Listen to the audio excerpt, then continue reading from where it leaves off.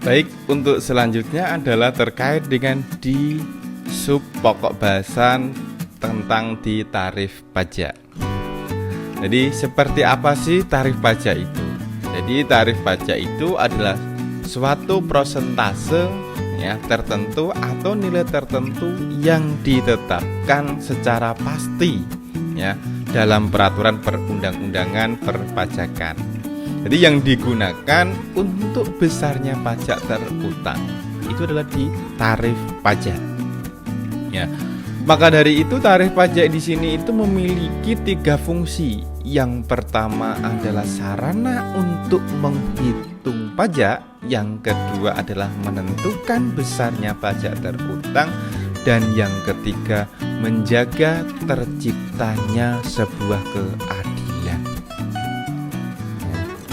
Lalu tarif pajak itu ada berapa? Jadi secara umum tarif pajak itu dapat dibedakan menjadi 4.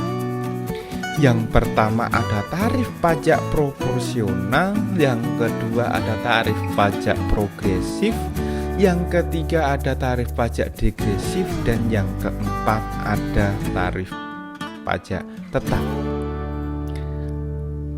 Yang pertama tarif pajak proporsional. Tarif pajak proporsional itu merupakan tarif pajak yang persentasenya tetap dan tidak bergantung pada besarnya dasar pengenaan pajak. Jadi persentasenya tetap. Berapapun dasar pengenaannya, kalau misalnya 10% ya 10% semuanya. Tadi contoh implementasi di Indonesia itu tarif pajak proporsional itu adalah misalnya untuk PPN persentasenya 10%. Di proporsional itu kalau dia itu belanjanya banyak atau misalnya pengenaannya besar, ya otomatis nanti pajaknya juga akan semakin besar, tapi tarifnya tetap 10%. Selain itu ada di PBB. Yang kedua yaitu ada di tarif pajak progresif. Jadi tarif pajak progresif di sini ada tarif pajak yang persentasenya meningkat sesuai dengan meningkatnya besarnya pengenaan pajak. Tarif pajak progresif. Misal kalau yang dikenakan itu 10 juta kena 15%, 20 juta 25%. Jadi penerapan tarif pajak progresif di sini itu bisa dilihat untuk tarif pajak wajib pajak pribadi untuk pajak penghasilan. Jadi semakin tinggi penghasilannya biasanya akan semakin besar prosentasenya.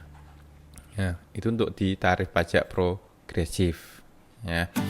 Jadi di Indonesia, jadi tarif pajak progresif ini diberlakukan untuk tadi wajib pajak individu.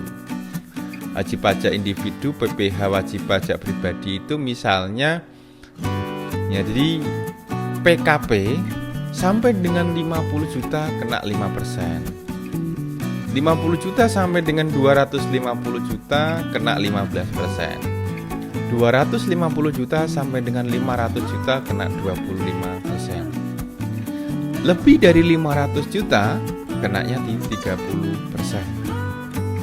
Itu. Jadi itu tarif pajak progresif.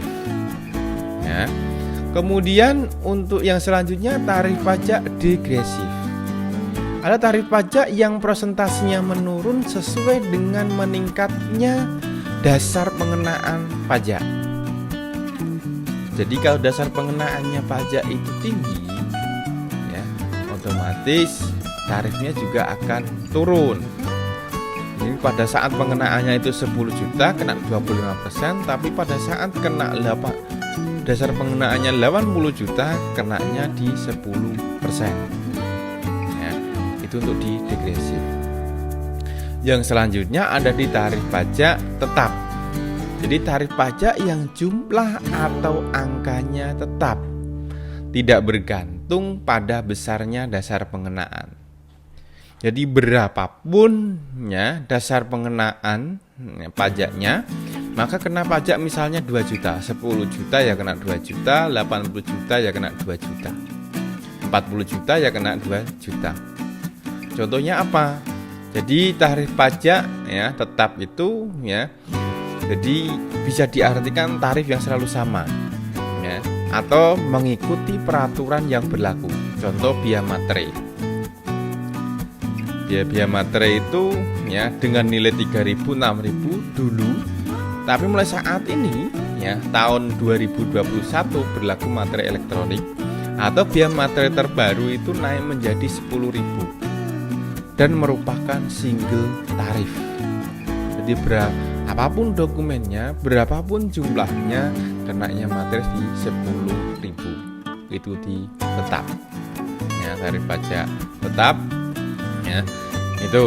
Itu terkait dengan di tarif ya. Sedikit saya menyinggung terkait dengan lalu bagaimana sih asas di pengenaan pajak. Jadi asas pengenaan pajak itu ada asas tempat tinggal, ada asas sumber, ada asas kebangsaan, asas umum, dan asas yang lainnya. Nah, seperti apa sih sebenarnya dari masing-masing asas itu gambarannya? Jadi kalau asas tempat tinggal itu adalah asas pemungutan pajak yang didasarkan pada tempat tinggal wajib pajak. Contohnya adalah di PPh pasal 2 Undang-Undang PPh. Subjek pajak dalam negeri, yaitu adalah orang yang berada di Indonesia lebih dari 183 hari dalam waktu 1 tahun. Itu menjadi WP dalam negeri. Badan yang didirikan di Indonesia, bentuk usaha tetap, serta seorang atau badan yang berada di Indonesia menurut keadaan sebenarnya. Itu tempat tinggal. Yang kedua ada asas sumber. Asas pemungutan pajak yang digantungkan pada adanya suatu sumber di suatu negara. Contohnya di pasal 2 ayat 4 Undang-Undang PPh. Subjek pajak luar negeri.